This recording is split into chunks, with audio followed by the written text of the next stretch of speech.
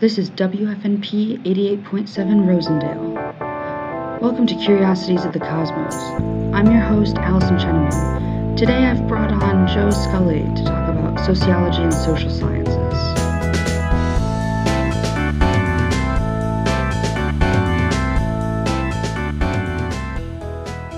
Welcome to Curiosities of the Cosmos with Allyson Sheneman. My guest today is Joseph Scully, a senior majoring in sociology with a concentration in human services. He assisted with electronic bike safety research for the Department of New York City Transportation through Hunter College, and he is currently wrapping up his third internship through his human services concentration and is an aspiring licensed clinical social work researcher. Joe, thank you for coming on the show today. Oh, thank you for having me again. It's a pleasure being back. Yes, welcome back. So for our listeners, Joseph and I have worked on a staff together on campus. We're good friends. I'm very excited to have him back on the show. If you missed our first episode together, that's episode 2 of the podcast, and this is already like 11 or something. Wow. So yeah, we've been around. But yeah, I'm really excited to have him on again. Our first episode is like one of my favorites. I love that one. So thank you for coming back on. Oh, thank you for having me. It's a pleasure. So first, as per your request.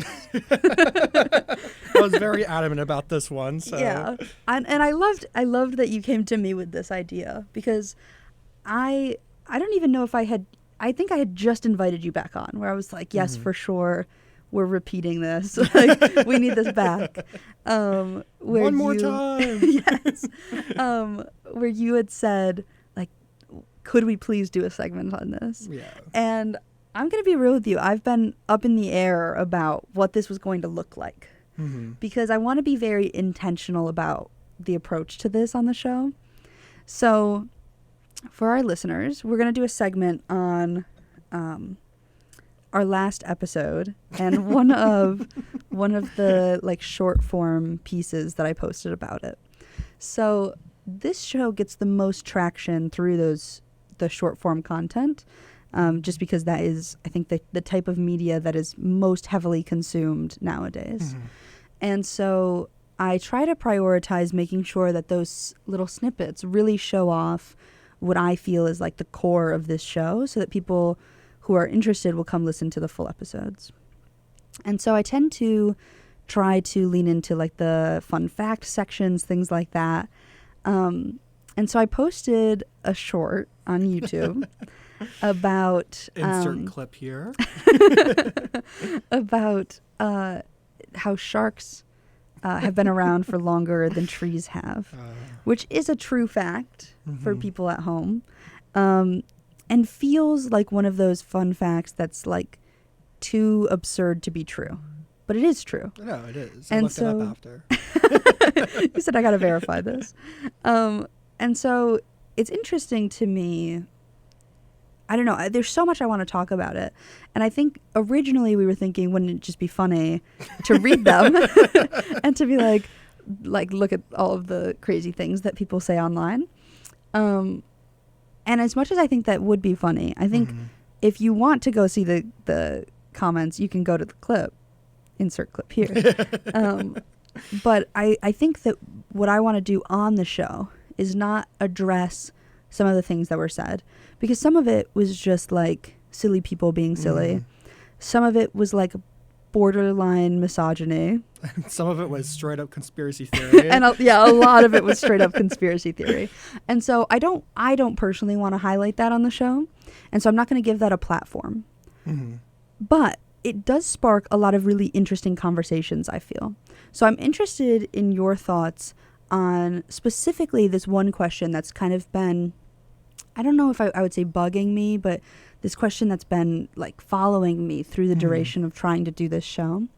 And as I find fun facts to put on segments, I am very meticulous about making sure that they're good fun facts, they're interesting, that people don't tend to know them, that there's audiences out there that would like to hear them, and primarily that they're true. And so I want to make sure that all of the times that I present a fun fact on the show that they're accurate. And so I guess I'm just interested in your thoughts on where, like, what the place is for fun facts in a culture and society that is so skeptical of science. Or is there a place for fun facts? Well, I think there definitely should be. There's a reason why they're supposed to be fun. It's in the title, fun facts. But I feel like fun facts, especially science-related ones, are so short and simple, and they're like little things where it's like, oh, like helium can reverse the effects of gravity, and somebody can easily go, okay, how? There's Right. it obviously makes so much sense, but they're so short and compact. They don't go into detail because it's supposed to just be a fun fact. You're not supposed to learn all about it. You're learning something, but you're not going into the whole entire process about how helium reverses the effects of gravity. Right. So people can easily be like, all right, that can be true, but hey, who says it is? Yeah.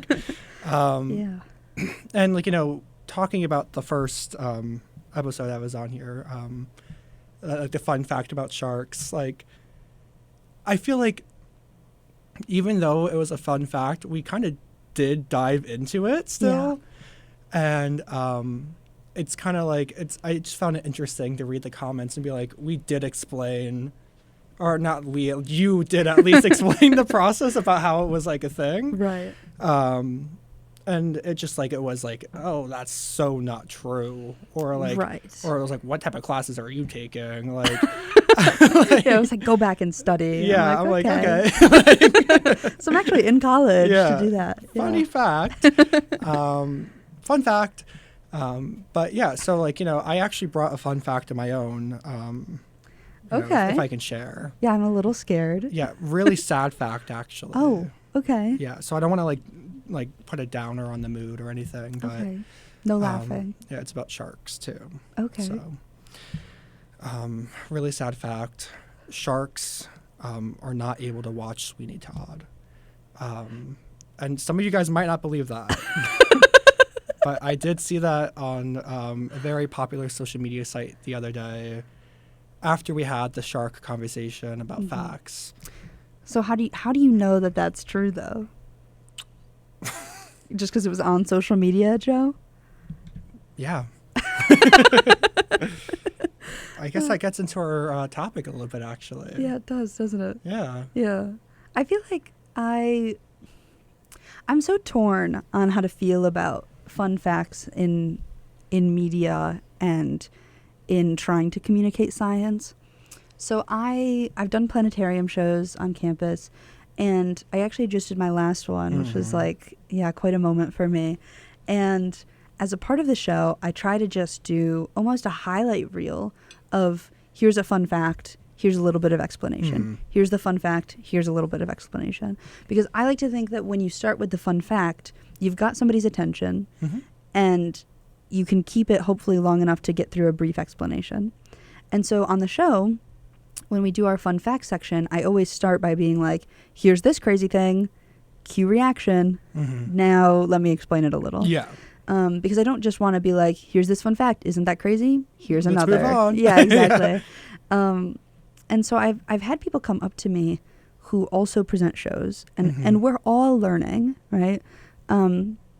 That's the point of being in school. I think beyond just being in school, it's an important thing to do in your life, to be a lifelong learner. And so we're all learning, and we're all taking things from one another and finding the things that we like and building the little mosaic that is ourselves by taking these pieces that we like from what other people are doing. And I've had people come up to me who also present shows, whom I admire their shows greatly. Like, I think they do wonderful shows, who ask me how I can fit so much information into such a short show for my planetarium shows. And to me, the answer really is that I don't linger on so many of the details of the how. I say the what, I say a little bit of the why, and then I kind of let people do their own research looking into it. If you don't trust it, look it up. Yeah. Learn more about it, right? If you find out that it's not true, come tell me, right? Like, I want to know. And so I feel like a lot of what I have learned in class is the what, the why, the how, all of that. And I just feel like people don't care so much about that if you're a trusted enough source. So, for example, like I'll throw out Hank Green, who I feel like is a great example of somebody who throws out facts that are fun, that are short, that have brief amounts of explanation that people really trust. He has this like, everybody trusts that he is saying things that are true, and therefore rarely does he ever get like called out for something that's not true, and rarely do people think of him as an unreliable scientist and communicator. And so his platform and his position really like astonishes me, because I just feel like without him filling that gap, I can't imagine that there really would be a place for much of that now, because I feel like fun facts do get met with either so much skepticism or sometimes just a disinterest in learning more. So I guess I'm just curious, like I know I just said a lot of things. I'm curious what you're thinking about like the science communication side of things. How do we reach an audience? Why is somebody like Hank Green maybe so successful at doing what he does? What is it that makes those narrators reliable in that way? Well, it's actually quite funny. I'm writing a paper at the moment based off of communication and popular culture, and how does factual information or popular media or resources influence like societal thinking, and like what do people just immediately take as reliable sources, and it has to do with people like Hank Green, right? Like who are like basically working their way up to become that reliable source to people, where if I was to read something on the internet that they said, you know, like I would go, oh, that's so cool. Like, great, I don't have to look into that anymore. Fact. But, you know, I feel like that's the issue with, like, lots of, like, societal, like, research now. It's like many people don't think they have to actually look into things anymore, no matter where they get it. Like, you can still read it in a book and want to look it up. Like, because no matter where it's published, where it's from, where you receive it, it's still something that should be questioned and dived into a little bit more. It's all about critical thinking. Totally. I think that also has to do with like science research as well, and like science facts. Like science is all about research and analysis. Like if you're not going to analyze this stuff yourself, like are you going to actually get a deeper understanding of it? And I feel like that's what prepares us in like high school and college of like doing, I don't know, like I took specialized science courses in high school, like forensics and like like, you know, botany and stuff. Like, so we did like things called like critical thinking analysis as like assignments, where we would get like research topics and basically we would have to dive into it ourselves with like key terms and stuff like that. So we're kind of teaching ourselves like factual like information due to the whole entire like thing of like it was actually based off of like one student coming and be like, oh, I saw this in social media. And because like somebody said this, so like you're a botanist, so it has to be true. And my teacher was like, no, like that's actually so not true. So I feel like it's the way we absorb our information and like where we get it from, and also like the lack of like motivation or willingness to actually teach ourselves now, you know? Totally. Yeah. I think also like I feel science has just gotten more and more sophisticated, and it will only continue to get more and more sophisticated. And I think as it does, I worry that the average person does grow out of touch with the scientific process. And so as we are consistently being less educated in science and therefore are already kind of being separated out as we become a more scientifically illiterate public, that the work that it takes to replicate a scientific result is growing more distant from Yeah. people. And so as opposed to, like, if you want to replicate this, the, like, theory of gravity, go outside and drop a ball. Yeah. You learn pretty fast, Yeah. right? And it starts to make tangible physical sense. Mm-hmm. But I feel a lot of science now, I don't know, I just worry because it feels like you have to learn so much first. There's such a higher barrier to entry that by the time you would be able to replicate a result, you're an expert in that field. Mm-hmm. And so I just worry that, I don't know, because on one hand, you should be skeptical of every result of everything Yeah. that comes across your feed, right, on social media or on the news, anywhere that you get your science information from. But on the other hand, like, I think it's really important to have sources that we trust, Mm-hmm. because you cannot like feasibly replicate every single result that you find in order Totally. to verify that it's true. And so we have to have publishing companies and journals that are well trusted in Yeah. order to make sure that if you find something there, it is reputable. You can trust that it's true to the best of our abilities, Mhm. that it's at least an accurate experiment, whether the conclusion is true, that kind of thing. Yeah. Because a lot of those are peer reviewed, and therefore somebody has to be able to replicate those results in order for them to end up in that kind of publication. Mm-hmm. And so I don't know, I just worry like that maybe people also are getting the types of sources wrong. No, totally. And I feel Yeah. like that's something that the pandemic has like kind of taught us about where and who we receive our information from. Emphasis on who Totally. we receive our information from. Primarily because, you would hear one thing from certain politicians who are supposed to be leading us in the best interest of population. Totally. And then the CDC will actually go, well, that's not what you're supposed to be doing right now. Totally. And who am I going to trust? Policymakers or actual scientists who has been doing research on this pandemic since the start of it? Yeah. And also, why then are our policymakers maybe not listening to those same scientists? Exactly. Because that's a huge deal. In a lot of my classes, we do talk about how it's like, how do we get policymakers to listen to scientists? Mhm.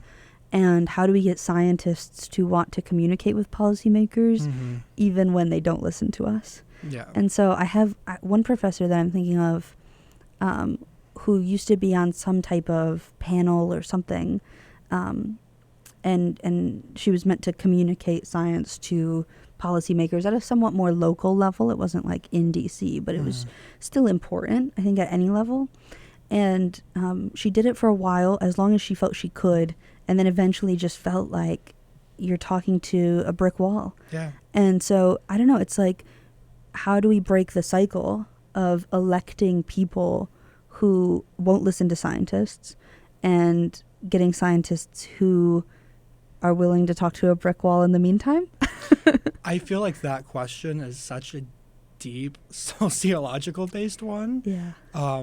Primarily due to how politics is too much in current day society intertwined within too many other subgroups. Totally. And not going to name which ones, but don't want to make it a little too, political. But I think people can tell where I'm going with it, where science is so much easier to be denied Yes. now because of Yeah. those subgroups. Totally. Because science is not right. There's only one person who created all of this, apparently. So Right. so it's kind of like it's been rampant recently with those type of policymakers, and I think the only way I honestly I've done my own personal research into this, and like specifically with policymakers itself, and like the reasons why they have these types of behavioral modes and stuff. I honestly don't think half the policymakers that act this way, with spreading misinformation or like say they don't believe in the science behind it, actually mean it. Interesting. I think they do it because they know there's a gigantic population of undereducated Americans that will believe it.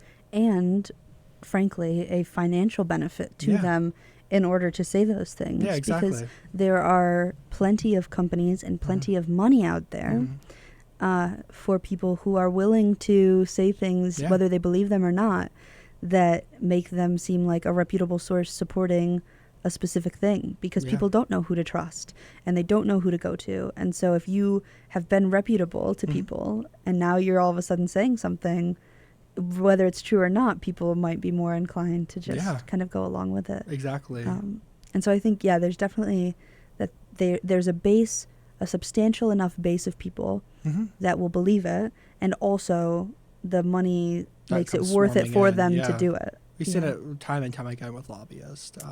Absolutely. It's unfortunate though, because you're seeing people put their lives at risk due to the hand of misinformation, especially with science. And it's like these policymakers are following scientific guidelines and research, but they're promoting something completely different.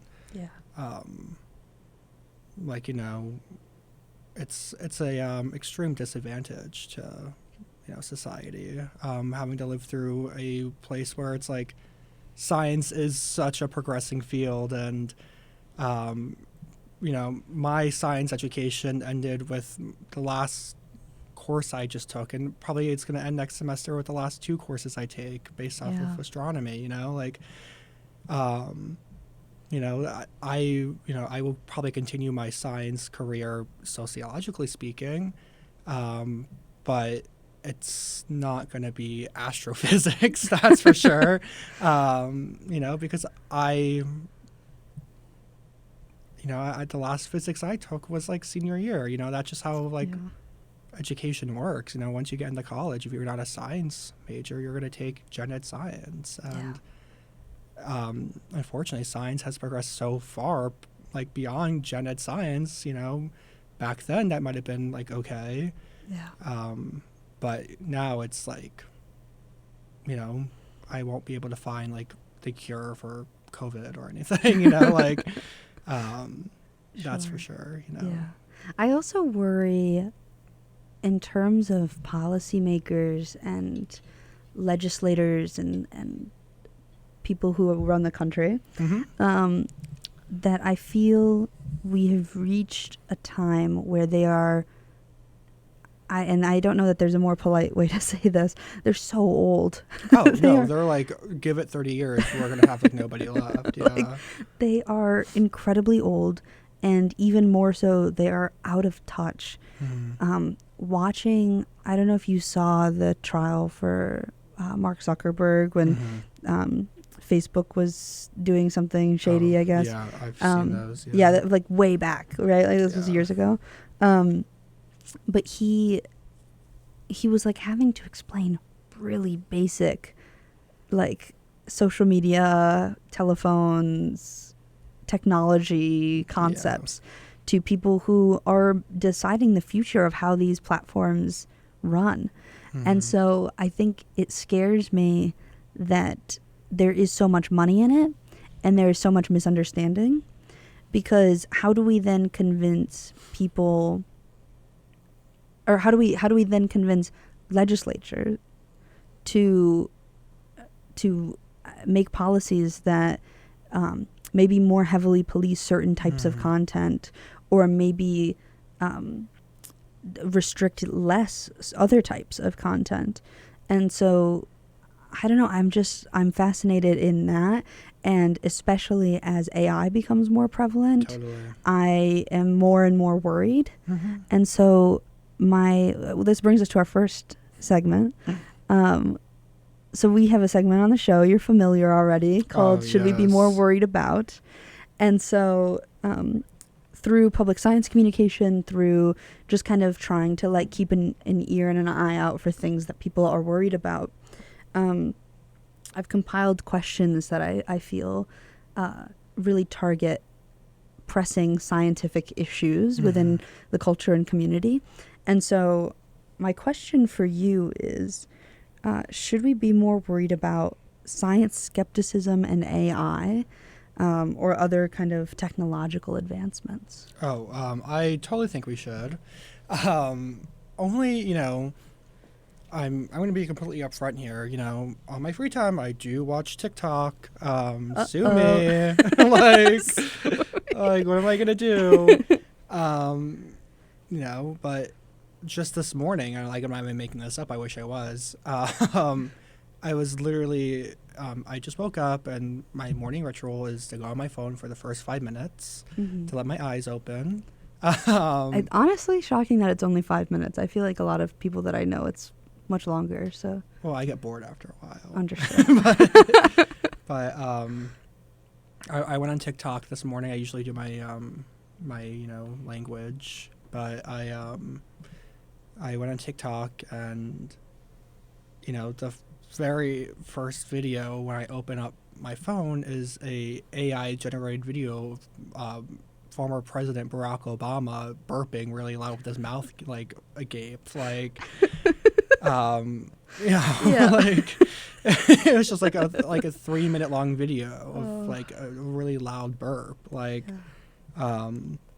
obviously like that's funny. Love it. Right. But I've seen worse.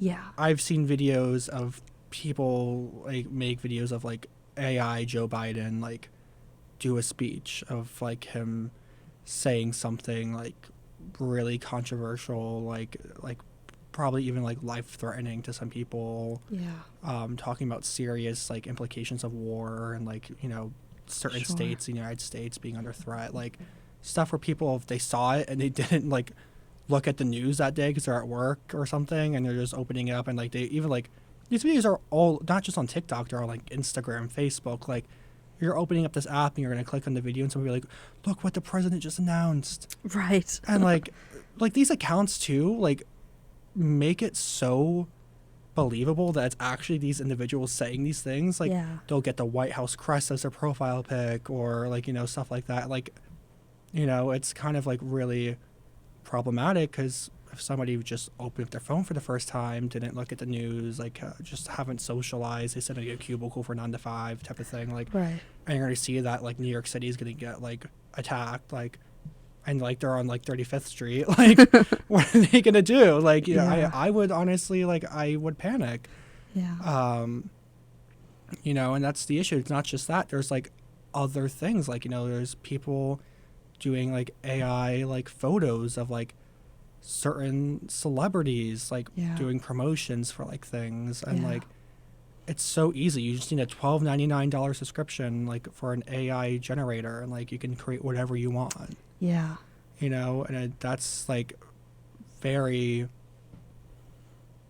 fearful in a way because you never know how far it can go, because like it's like not even just in like science but society speaking, like your like arch nemesis can easily generate a photo of like you doing something really bad and like post it on social media, but like you like, and like it's like you weren't there, like you're on the other side of the country. Totally. Like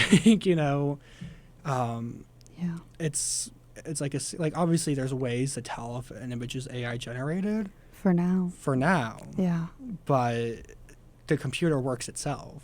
Like every single day, technology is adapting itself. It grows itself. Like you never know what's happening. Yeah, that is my biggest fear, is that I feel we are so currently in its like infancy, where the most that it's typically being used for are AI videos of Barack Obama burping, and that's all, right? And there's definitely, it's starting to reach celebrities for sure. But I think it's going to be really scary when it starts to reach just your average person. And so, yeah, I mean, I've seen videos of people who are reputable scientists and sources who are being made to fake promote like content and products that aren't theirs, that they're not actually, they don't endorse, that they don't think are good, that can be really harmful. And so I think it's a scary time to be on the end of science where you are just meant to receive it and filter through it on your own, where we don't have the science education to support people being able to know what is right and wrong, and to be able to prove it themselves, to go out and verify results, that kind of thing. And so, I don't know, it is scary. And it's scary to me that the people who are most in charge of that right now are the people who probably understand it the least. And so, yeah, it's a frightening time to be young. No, exactly. And like, to touch base, like as you said before, like organizations would spend, like not even like, when I say organizations, I'm not even just saying like, you know, recognizable ones like that, like everybody knows about, like organizations that could be like 3 or 4 people, or like local small ones, like will honestly spend as much money as it takes to make an AI generated video to promote their own case. You know, it's the use of persuasion. Like they want to make an impact for their own benefit. Totally. And that benefit is the spread of misinformation. You know, like it's like I like trying to think of a word to make it sound like you can't even like reason with that. Yeah. Unjustifiable. It's unjustifiable. It's problematic. Yeah, Like, it's problematic. Like, stop being problematic. Like, it makes no sense. Like, as to why. Like, it makes sense as to why they're doing it, but it makes no sense as to why somebody will want to, like, logically speaking, go forth and create such a negative impact by it. But, you know, it makes sense in the sense of, like, finances, getting their own out there, like reach. Yeah, getting their own outreach out there. And also, that's what they actually believe in. Sure, yeah. So that's the issue. Yeah. So, like, somebody or something before AI was able to influence them. Right. And now they're using this newly profound generated technology that takes them 30 seconds and a click of a button to produce something that would have took them 5 years to produce. Yeah, exactly. You know, so. Yeah, and I think, I don't know, I keep hearing talk from people who are in charge of some of the companies that are most currently like on the forefront of AI and new advancements in that technology, talking about how great this is going to be for being able to fill in like jobs and stuff. And I just like, I can't believe that's being spun positively. Yeah. Because there's already such wild unemployment, and the types of jobs that AI can do for us. I mean, it would be wonderful to be able to give people more of their free time back, but that's not what's going to happen. Yeah. Because I would love for AI to be able to do some of the like little tasks for me, so that I could maybe work 4 instead of 5 days in a week. Yeah. But that's not what's going to happen. It's going to kick people out of their whole jobs, their whole, all of their financial support for their families, for their households. It's going to replace people in the workforce. And that scares me. Because I love it for what it does. Like, I think there's so many pros and cons. It's hard to even begin to address them. That it would be wonderful for certain things. It's a wonderful tool to be able to start organizing your thoughts, to be able to try trip planning, to be able to try like meal prep stuff. Like, it's awesome for things like that. And it's cool to like be able to let something help you in that way, a kind of like assistant.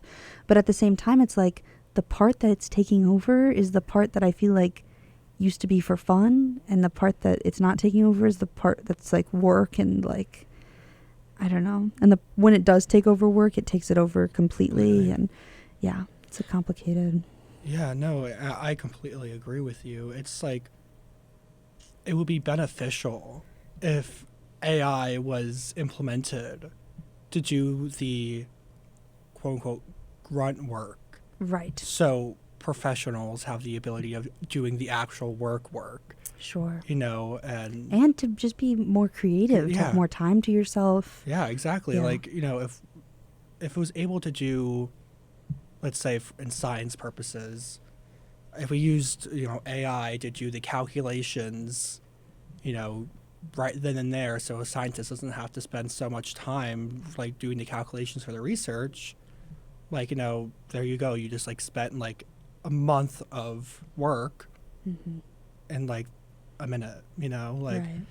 it helps them get to their case, probably helps them support whatever they're researching a lot more, as well as like, let's say they're trying to find a cure for something, like let's say the next flu shot, like you have a better possibility of getting that cure quicker and being able to possibly save more lives that way. Totally. And then you get to go on your next research. You get to study the next flu, like before it's even out, Before it's out, before they release it. Yeah, before the next release date. Yeah.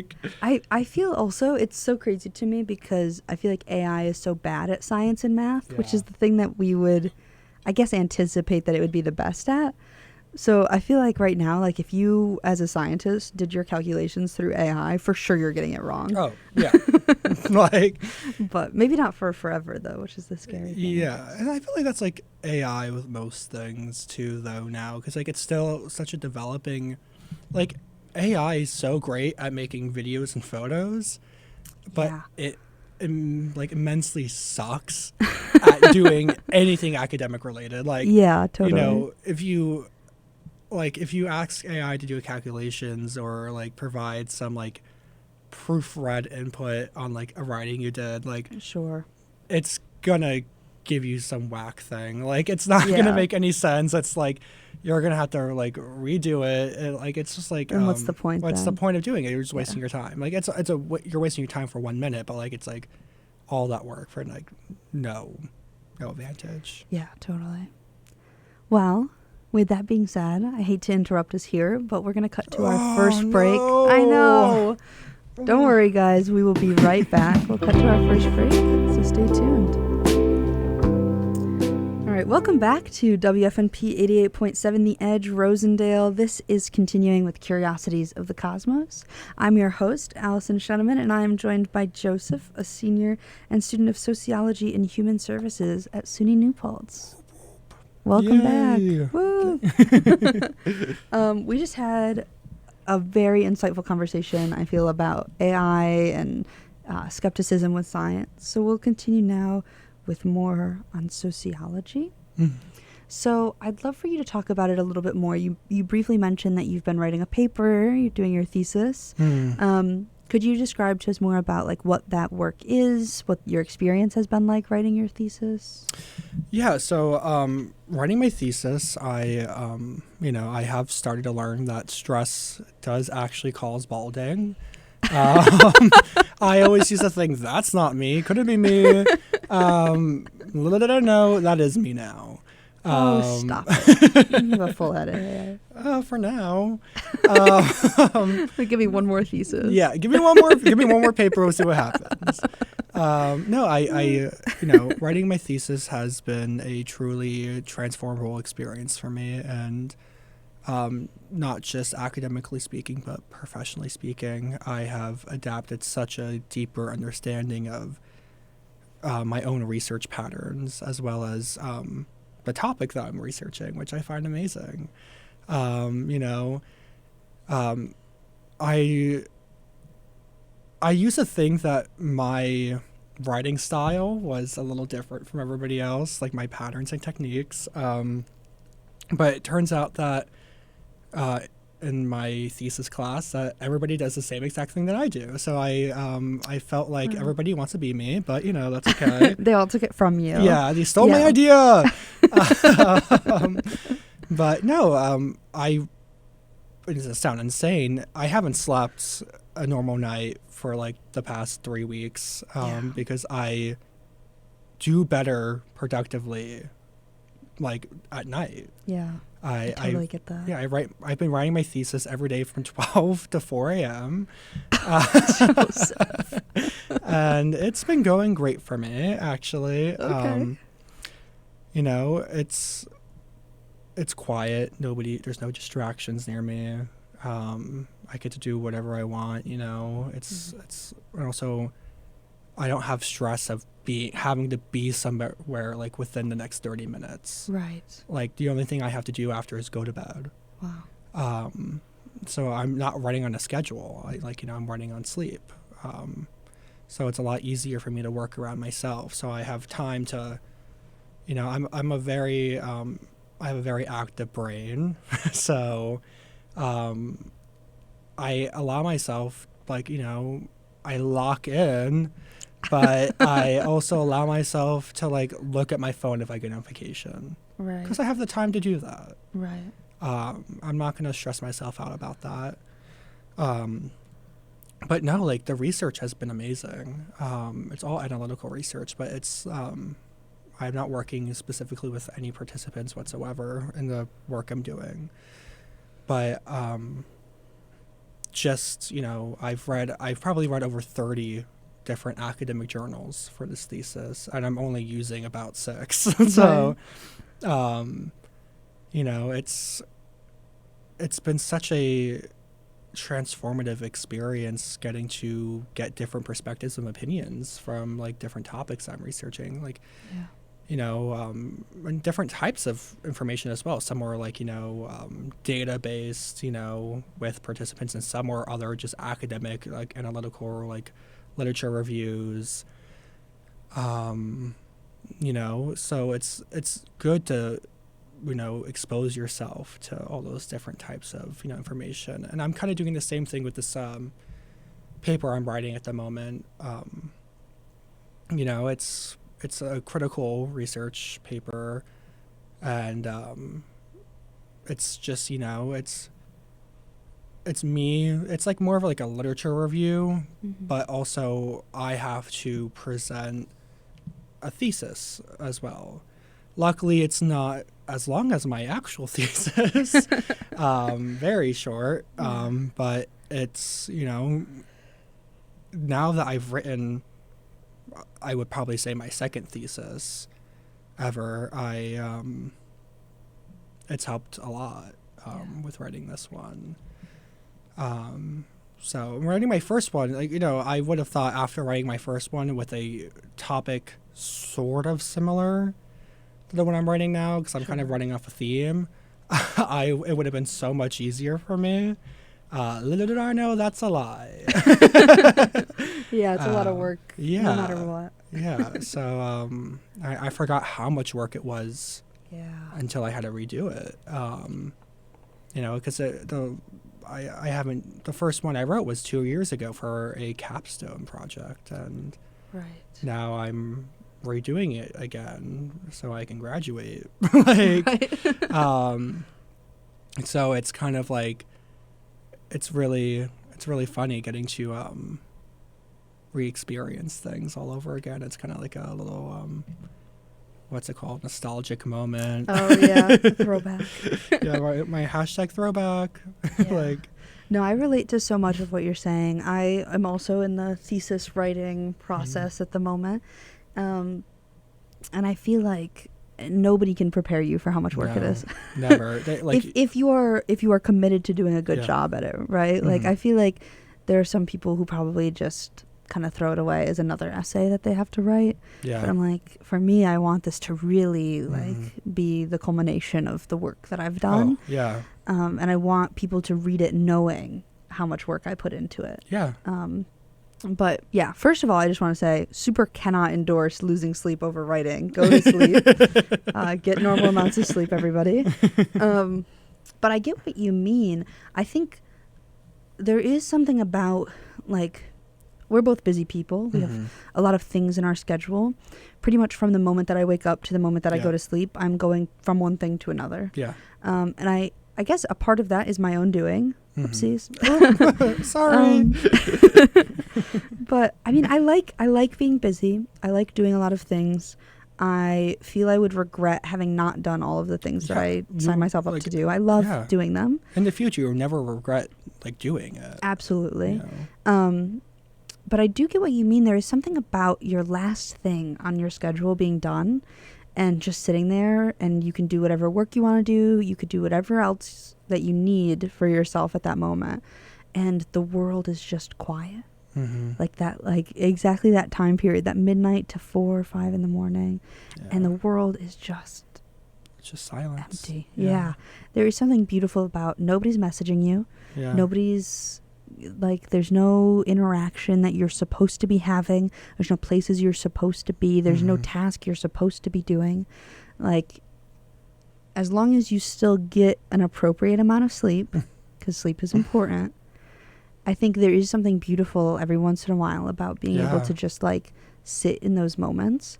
And I find a lot of appreciation for those as an astronomer because that's prime observatory time. Yeah. And so I love being out there, especially those times where I was working on my research and it was just me. And at first it was scary because it's like, it's dark and you're in the middle of the like woods here, really. And our observatory on campus is kind of like out in the middle of nowhere.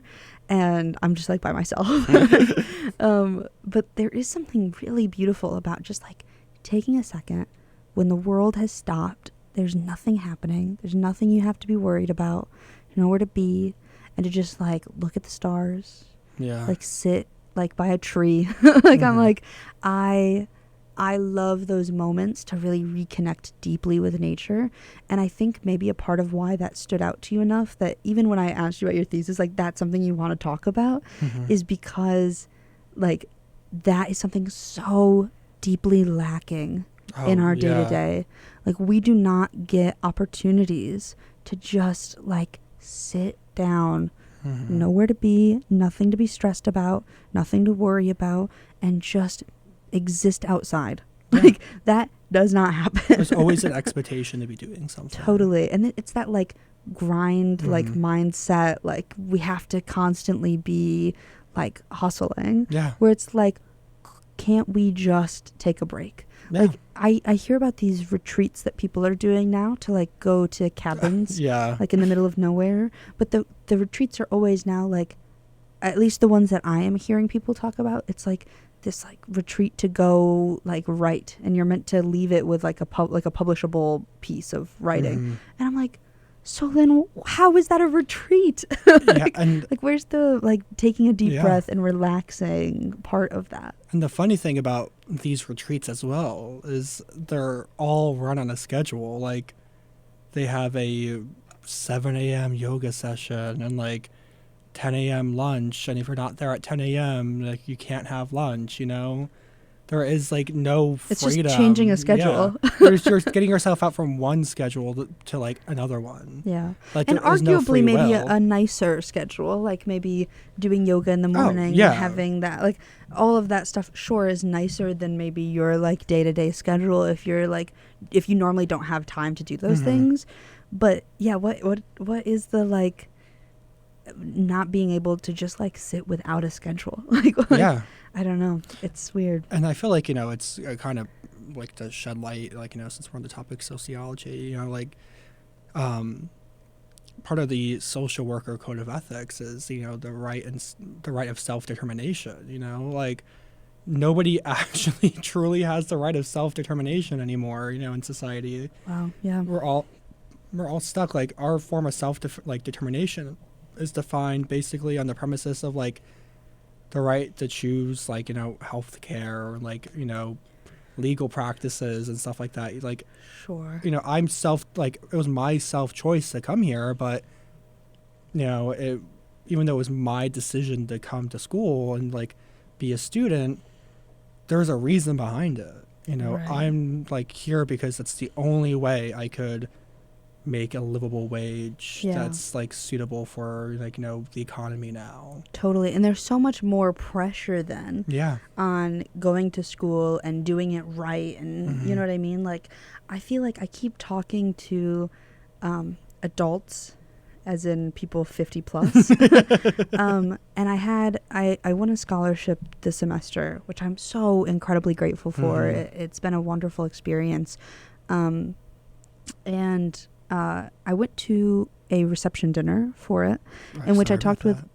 What? Sorry about that. Yeah, Joe was supposed to be my plus one, Well, I didn't dodged me. I didn't RSVP myself. I got an invitation in the mail, and they said, since you're a recipient of a scholarship, please come to our banquet. You're invited. And I literally do not remember the name of my scholarship, so I couldn't register for it. So You could have still gone as a plus one, though. Yeah. They would have still let you in the door. But you were asleep because you've been staying up until 4 in the morning to write your thesis. And but so I went to the scholarship reception dinner, and it's all like 50 plus year olds who are successful enough to be able to provide money for scholarships, which shout out to them, because that was so important for me. And so they all were talking to me about how, like, when they pick who to give their scholarships to, they make sure that they feel like they've got a student that has their head on their shoulders, that they're really committed to what they're doing, that they're gonna like succeed. They just need the financial help. And I was talking with a couple other scholarship recipients and a couple of the people who had given us specifically our scholarships, and they kept saying things like yeah, like, make sure, like, you really, like, what, like, somebody like told me to, like, stay out of trouble with the law. And I'm like, you have no idea who I am. Yeah, you don't know what I'm doing after this, huh? No. I mean, like I can't even fathom getting in trouble with the law. I just go to class. And so, like, they were like, don't party too much, don't this and that. And I'm like, you have no idea. Yeah. Do you how read my essay hard it is, application? to do all of the things that I'm doing. Like, I just don't have time for that. Yeah, who has time to do that? Yeah. And so, like, I have a boss somewhere who, not our boss, but a different boss. But I guess our boss has kind of said similar things to this. But this, has. don't party too hard. You know what I mean? Like, don't go out and I'm like, I'm just gonna go hopefully sleep if I can, but if not, do work. And so I just feel like, I don't know, there is really just this pressure, and I don't feel it's on everyone, because there are definitely people who still do party and stuff. I'm not to say that our experience with college has been the only college experience that happens, right? But just that, like, I feel like it is so divided now. And I think a lot of people that do have the time to constantly be going to parties and to constantly be doing that kind of thing, to worry about getting in trouble with the law, that they are people who probably came in with their families financially supporting their college experience. Very comfortable. Yeah, they're comfortable. They don't have to worry. They're not probably working jobs at the same time. Yeah. Like, I don't know a single person on this campus that I have worked a job with where we both have a job on this campus.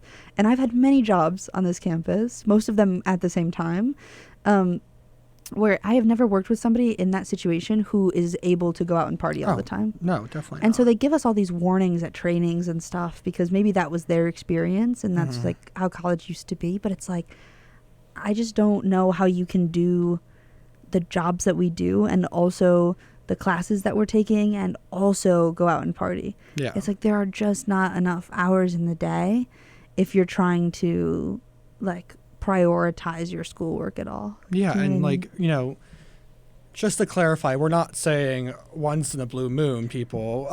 Because, like, I go out once in a blue moon, you know? Sure. Like, I do, like, you know, socialize with people when I'm able to. I'm like, talking, like, people who go out every single week, like, multiple times a week. Yeah, they get free time and they're out. I know some people that go out like 2 to 3 times a week, and I'm like, hello, like, one, how are you able to, like, still be alive, and two, like, like, what's the point?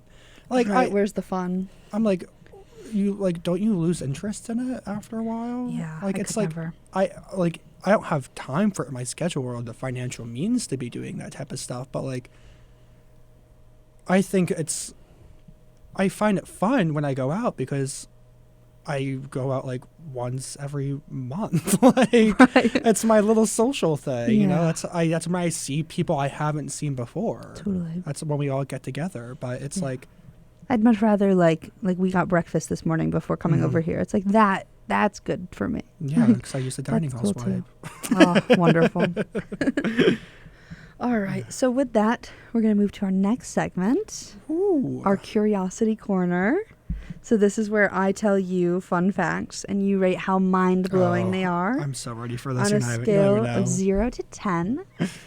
I'm so excited to do this again with you. Our first ones were so good. I'm hoping this can like live up to them. I am worried. About the comment section, though. Yeah, I'm so worried. No, I'm worried about the fact that you might already know one of them. Okay. Probably don't. So I put that one first. You have too high expectations for me. I don't know. So I did kind of call you out on a different episode, but I didn't say you by name, and now I'm going to say that it was you. Now that you're here, because I don't want to talk about you behind your back, but now that you're here and I can say it to your face, I'm going to say it. I mentioned on the episode with Joe Rizzi, because I've had 3 Joes on the show. Yeah. With Joe Rizzi, who does elementary education and science, in earth science specifically, that I told him, I think at least, I hope I'm getting that right. It's been a while. The fun fact about caterpillars and how they like become a soup of stuff and then reassemble themselves. Because you told me that you already knew that. You were like, yeah, they told me that in 3rd grade. I was like, what are they teaching you? And so now I worry making this list. I was like, what do you know? I'm like, yeah. Because I struggle with that because there are some things like I forget sometimes being in my major that not everybody learns the same things that I do in those fields. And so like I thought everybody knew about Olympus Mons, the volcano on Mars, being the tallest volcano in the solar system. Beats me.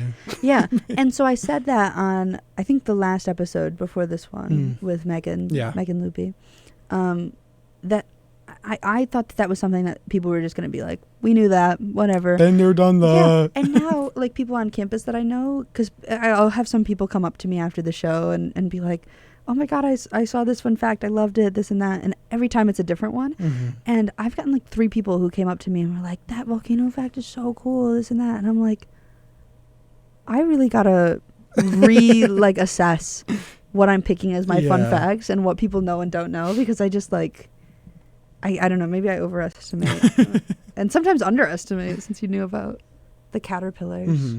So we'll see. But I'm excited. I think you'll learn something. So this one, I hesitate to call it a fun fact because it makes me really sad. It's very depressing. It's about sharks. It's not about sharks. It's about Sweeney Todd. No. Oh, okay. So you'll be fine. Okay. So our first fun fact. There is an island of garbage in the Pacific Ocean that is twice the size of Texas. Oh, yeah. Yeah. Yeah. No, that's messed up. Did you know about that already? I did. Garbage Island. Yeah. Yeah. The Great Pacific Garbage Patch, they call it. Yeah. Which is there's one in New York City as well. Yeah. There's actually a handful of them. So in almost all locations where ocean currents converge, there's trash that piles up in the oceans there. The significance of the one in the Pacific is that it's twice the size of Texas, and it's massive. That one's insane. Yeah. Yeah. Fun fact.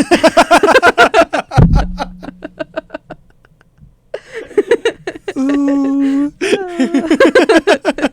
Do you guys rate it? Do you guys think it's fun? 0 to 10. And that is a 10. Yeah. And guys, I would like you to go in the comment section and please let me know what you think about that rating. Thank you. Thank you. Tell them about it. Yeah, that one, it bothers me so much. I think about it all the time. I think about the trucks that just back up and dump all of the trash into the ocean, and that's like the solution we've come up with. Like, it's like unfathomable to me. I just So if you didn't know about it, you know about it now. Yeah. Listen up. Can we please do something about it? what's her name? Greta? Greta Thunberg. Yeah, Greta. I'm going to call you later, please, okay? Yeah. And take care of that. Please answer my calls. Yeah. Greta, please. You haven't picked up in days. We're starting to worry about you. All right. So this next one I think is maybe one of the most fascinating things to ever exist. And I'm excited about it. Polar bears have black skin and transparent hair, but they appear white because they glow. All right, so I'm going to need somebody from the comment section to look it up for me, and I will be reviewing that when it's posted, okay? Yes. Because Because what is I that? trust your research more than mine. More than mine? No, I trust the comment section research more okay. than mine. So they can fact check me. Yeah. And then you'll trust them. Yeah. Okay, I'm understanding. So you hear that, everybody? Go fact check me. Joseph Scully will individually respond to every comment on this video. I did it last time. He did. He really did. So they appear white for a combination of reasons. There's a lot of things that go into it. Part of it is that they glow. But so there's keratin proteins. Yeah. That have this kind of like off-white, like creamish color, and they have a lot of those in their hair, so it gives that kind of off-white color. There's also salt particles that will stick to their fur, and that might give them more both of a white color, and also it like scatters light, so it makes them appear like a glisten. Yeah, exactly that. And then there's also light from the sun that can get trapped in a hollow region of the hair particles. And so it'll just bounce around and emit light as it bounces around. And that's so the kind of glowing property. Oh, wow. It's kind of cool, huh? That is really cool. Yeah. That gets a 10. Yes. Yeah. Yeah. Polar bears glow. Wow. It's kind of like Twilight. What? What does that even mean? When the vampires stand into the sun, they glow. Oh, okay. Never seen Twilight? No. Okay. All right. Next. What if we just like stayed super awkward the rest of the episode? Like, ooh, okay. okay, last fun fact. Rhubarb grows so fast that you can hear it growing. What? Do you know what rhubarb is? Yeah. The plant. Yeah. So rhubarb is harvested in fields. It spends a lot of time in the sun. It's photosynthesizing. It makes glucose, right, sugar. And so before they... So there's like a certain process of growing rhubarb where they put it in dark sheds so that they continue to grow, and it makes them store the glucose instead of trying to continue to grow with it, so that they become a little bit more sweet instead of bitter. And so in that like dark and heated environment, they try to like both grow really exponentially fast because they want to try to reach for any sunlight they can find. And also it makes them then use that sugar so that it becomes kind of sweeter tasting. But so because they grow so fast, their cells are dividing so fast that you can hear the buds in the stalks like popping. So they grow fast enough that you can actually hear them growing. That's really cool. Isn't that awesome? Wow. Yeah. And if while they're in that shed, light in any form gets into the shed, it like re-triggers photosynthesis and it stops that process. So then you'll get more bitter rhubarb instead. Wow. It's it's an intricate balance there. That's so interesting. Yeah. I'm going to remember that next time I eat that. Yeah. Wow. Okay. Okay, guys. All right. That was a 10. 3 10s? Hey. Hey. Edit a 10 sign right there. It makes so much work for me. Well, with that. Wow. Yeah. No, I'm still kind of like stuck on the last one a little bit. Yeah, sorry. Sit with it for a second. Yeah, okay. It's kind of cool. All right, you can go. Okay. Thank you. So with that, we'll take another short break, but please stay tuned because we will be right back. All right, welcome back to WFNP 88.7 The Edge, Rosendale. This is continuing with Curiosities of the Cosmos. I'm your host, Allyson Sheneman, and my guest today is Joseph, a senior and student of sociology and human services at SUNY New Paltz. So for our last few minutes, to end every episode, I typically ask the guest to bring in their favorite question that they've ever been asked. But because you've already answered that in our last episode, which again, everybody should check out if you're looking for more Joseph Scully, episode 2, this time instead, I'd like to ask you, what's something you've learned since the last time you came on the show? All right, so I'm going to share the first one that I originally had, but I actually have 2. I'm just going to share this one first because I truly know nothing about it, but I think it's really fun. Fun fact! And you can rate it out of 10 for me. I got you. That bananas are actually partially radioactive due to the potassium breakdown when it decomposes. Yeah. I saw that the other day on social media, but it was by an actual reputable scientist, and I looked it up after. Perform your own research. Check your sources. I did it, and it's true. And I went, okay, radiation, radioactive. But yeah, I was amazed by that. Yeah. But also, I watched this documentary the other day. Because I have so much free time that I watch docuseries now. Okay. Yeah. So sure. I shouldn't say documentary, but it was like I guess a short, very short film, like a 15-minute long video about this organization that is making these type of it's literally mats made out of human hair to absorb oil out of the ocean. Oh my gosh, I know what you're talking about. And I thought it was so funny because they're we get hair clippings from salons, but then also the Olympic swim team sent their shaved armpit hair for part of the project. Yeah, because they used to take just hair trimmings and put it in stockings and stuff and make these floating devices. But now they started to make this device that will make actual floor mats out of hair. Wow. Because it's able to absorb more of the oil. That's fascinating. Because the oil absorbs through the hair, and they found this out through baby otters and seals swimming in the oil.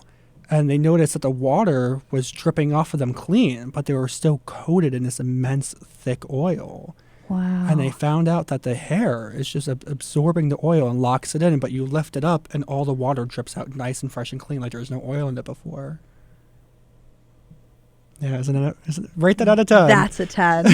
That is absolutely a 10. That's incredible. Yeah. I knew bits and pieces of that before, but I hadn't heard the full story like that. That's so cool. Yeah. Wow. Isn't that just insane about how one simple thing that mostly everybody produces, we can all easily shave our heads and save the environment. You hear that, everybody? Everybody, go out there and shave your heads right now. Wow, that is incredible. So I was amazed. I'm I feel every salon should just there's salons that obviously do hair donations for causes and stuff, but I feel mostly every salon for hair that isn't, because I'm pretty sure that's your hair has to be 10 inches or longer to sure. for what's it called? I forgot what it was called, but to donate for wigs and yeah. stuff, you mean? Yeah, it does have to be pretty long. Yeah, so I'm but so if it's shorter than that, yeah, I'm I got a haircut the other week. Yeah. They could have easily sent my hair to be Yeah, we got our hair cut together. Yeah. Why didn't we? Man, that's messed up. I should ask for a baggie. Not plastic, though. Yeah, paper. Yeah. Just carry it in our hands. Yeah, I should just ask for a clump full of my hair. Yeah, I do have something to say about the banana thing real quick. Yeah, go for it. So, because we had talked about it briefly before the show started, and so I looked up some facts about it because I wanted to know, because I feel when you say the word radioactive, it scares people. Oh, yeah. And so I don't want anybody to be afraid for that reason. It's not a nuclear fallout radioactive. Right.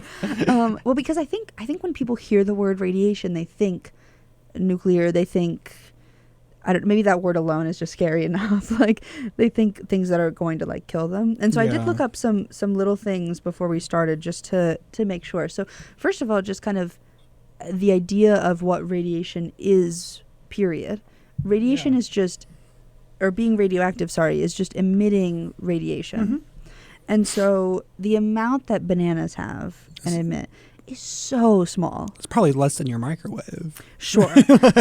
So it's certainly less than the phone you put against your ear. It's also just way less than the background amount of radiation that you get just by existing on Earth. Yeah. Like, radiation is around you constantly all the time. It is just a natural consequence of the universe, right? Yeah. Like, that's and the Earth and the way that we live. So I actually found out some follow-up little facts to that. So bananas are radioactive, but other things obviously are also radioactive in that way and can be bad for you, right? And so the amount of bananas compared to other activities, they have like charts and stuff that show you would have to eat this amount of bananas to get the same amount of radiation as if you did this one thing. And so I collected 3 different ones that I thought were maybe interesting that you would like. So I'll go in order of increasing bananas. So you would have to eat 240,000 bananas for it to be the equivalent of smoking a pack of cigarettes a day for, I think the quantity was a year. So it's a lot of bananas. Yeah, nobody's going to be able to do that. Nobody's eating that. It takes one banana for me to get full, so. That's plenty banana. Also, a not fatal amount, but to have temporary radiation sickness would take 10 million bananas. So not even that many bananas. I eat 10 million bananas every day. Wait a second. And in order for it to be fatal, it would be over 100 million bananas. So in one sitting, or? I was just about to say, as with everything, radiation is all about the dose and the duration, right? Yeah. Which is why you get those like really heavy lead like jackets and stuff before they do x-rays on your mouth or wherever in order to protect the rest of your body from that. But it's not going to be that bad for the part of you that they're taking an x-ray of, because even though it's high energy particles, that it's still not a long enough exposure, right? And so the dose might be high, but it's not very long. And in the opposite, you can have low dose for long durations and that still be okay as well. I got some fans outside. I know, I was just about to say. So it's all about dose, duration, that kind of thing. So bananas are actually, they're fine. Eat bananas. Potassium is good for you. Yeah, no. Just don't eat 100 million. Or do it and, tell us how it was. Yeah, you can keep us posted. Yeah. In the comments, tell me how many bananas you've eaten. And, guys, I'm going to implement my own segment here. What? It's going to be a challenge. Go in the comment section. I want you guys to do the banana Sprite challenge and let me know how it is. Okay, I'm taking you off air. Oh, all right. So we're a little bit over time, actually. So, unfortunately. So my banana Sprite comment's going to get cut, guys, just to let you know. Yeah, it's going to get cut. And that's why everybody's listening to it.